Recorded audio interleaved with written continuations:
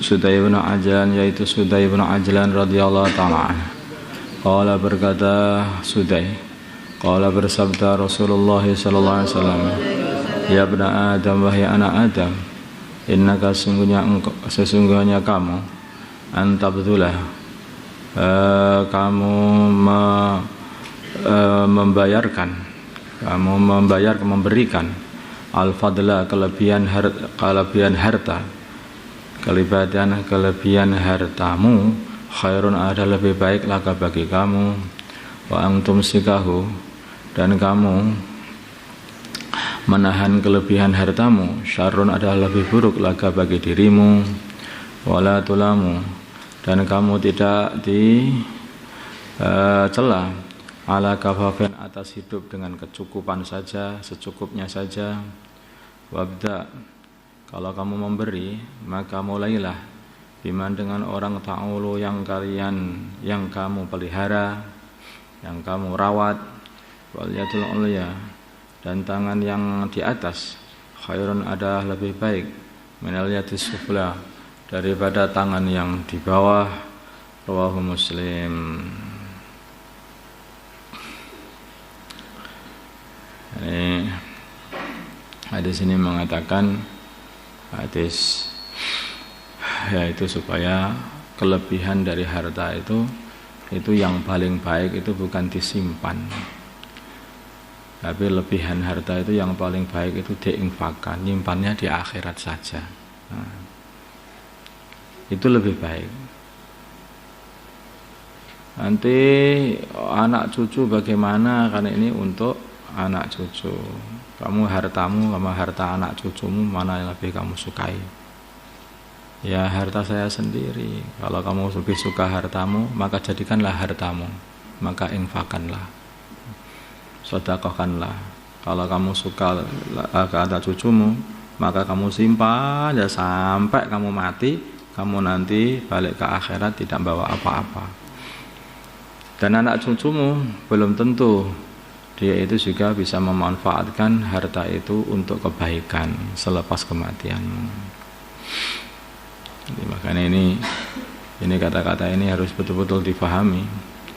Innaka an tabdhulal fadla khairun laka wa an tumsikahu syarrun laka. Jadi daripada kalau kamu itu menginfakkan kelebihan hartamu, maka itu lebih baik daripada kamu yaitu menyimpan kelebihan hartamu. Wala tulamu ala kafafin, maksudnya kamu ini tidak akan dicela dengan hidup yaitu secukupnya. Makanya hidup dengan cukup itu saja, maksudnya tidak cela itu tidak akan merugikan dirimu. Hidup dengan secukupnya itu tidak akan merugikan dirimu.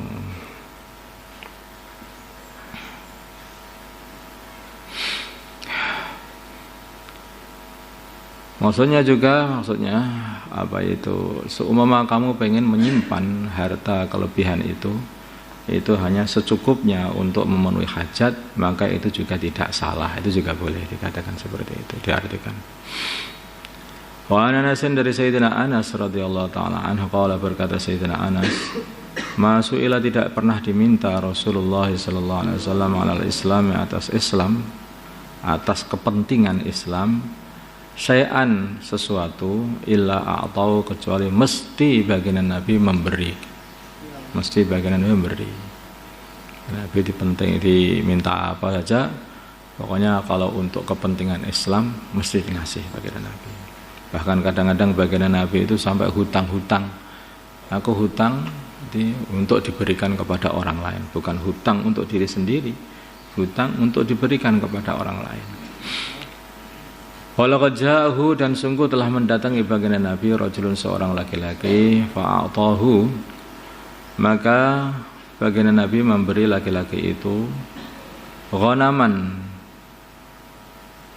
yaitu kambing, baina jabal, ini di antara dua gunung, maksudnya yang penuh antara dua gunung, di lembah antara dua gunung itu penuh dengan kambing.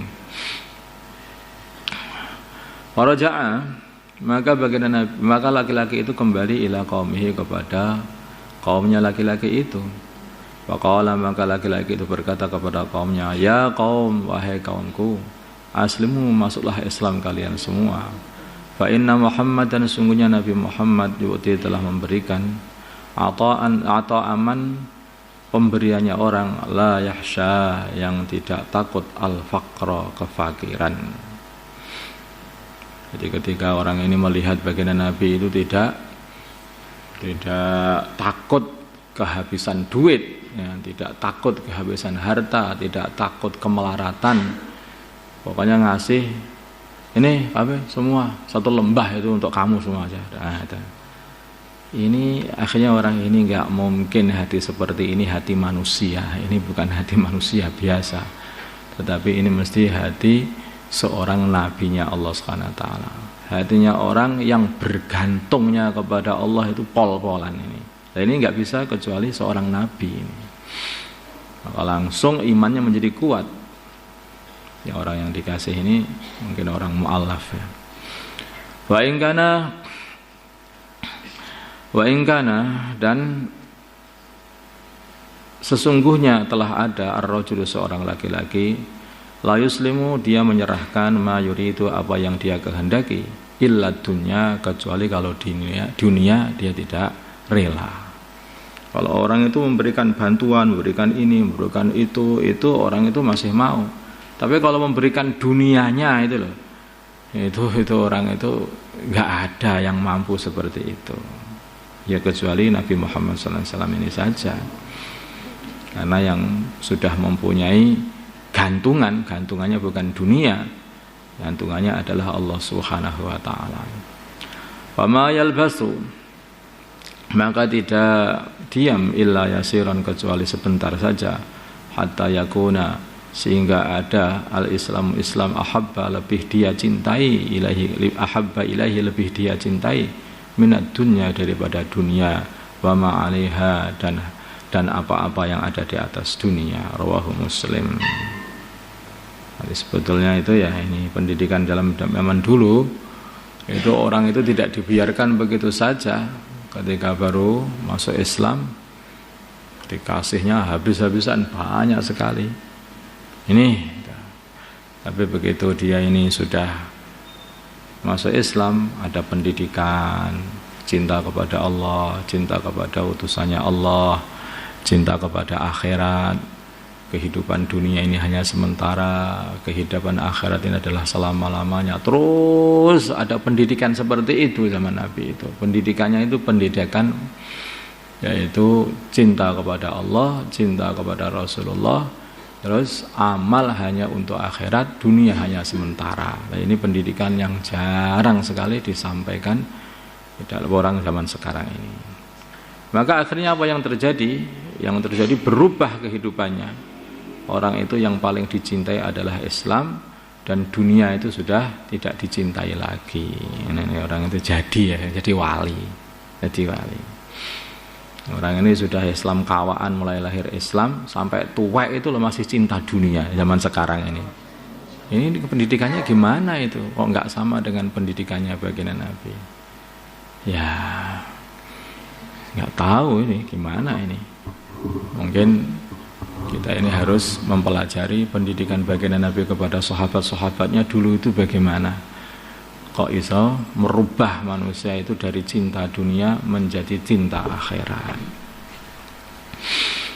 Makanya kebanyakan kehidupannya para sahabat itu kehidupannya ya itu.